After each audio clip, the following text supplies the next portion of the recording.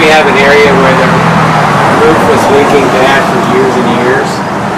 And it came down through, hit the sill plates, rotted these out. We stripped these out.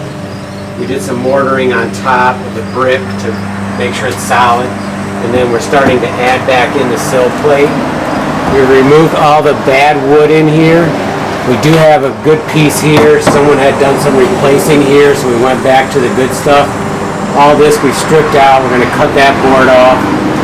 We have to build that sill plate up and then start adding in the supports again and jacking it up if we need to. So we're going to look at this window and see if it's moved or if it's square. If it's still square, then we don't have to jack up as much.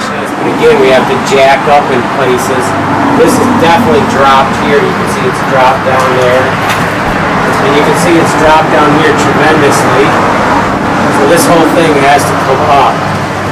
But we have to remove this concrete because there's no way we can jack it up and fix that. So we have to remove it piece by piece, supporting everything. We've already added new wood in here.